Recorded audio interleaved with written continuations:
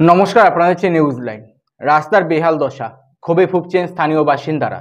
রাস্তা সংস্কারের দাবি উঠছে এলাকায়। চোপড়া দাসপাড়া গ্রাম পঞ্চায়েতের গেন্দাগজ থেকে গেলান্ডিগড় পর্যন্ত বেশ কয়েক কিলোমিটার রাস্তা দীর্ঘদিন ধরে বেহাল অবস্থায় পড়ে রয়েছে বলে অভিযোগ। দাসপাড়া গ্রাম পঞ্চায়েতের গেন্দাগজ থেকে গালান্ডিগড় যাওয়ার মূল রাস্তার মেরামতের দাবি করলেন গেন্দাগজ এলাকার গালান্ডিগড় গ্রামবাসীদের পাশাপাশি দূরদূরান্ত থেকে আসা আতিয়ার।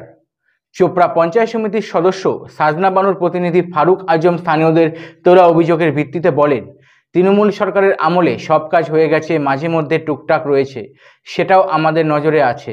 দাসপাড়া গ্রাম পঞ্চায়েতের উপপ্রধান জিল্লুর রহমান গ্রামবাসীদের তোলা অভিযোগের ভিত্তিতে বলেন, রাস্তার প্রতি নজর রয়েছে।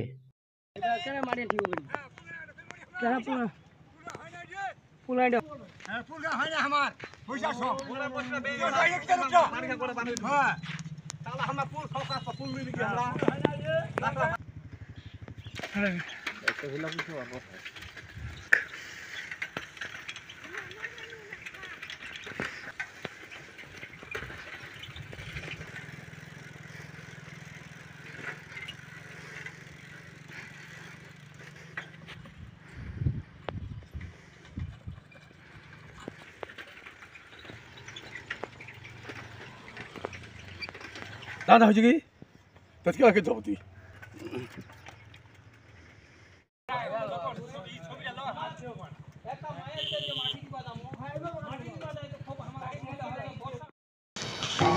গ্রামবাসীরা আজকে রাস্তার দাবি তুললেন, কি বলবেন? না, ঠিকই আছে, ওই নজর তো আমাদেরও আছে।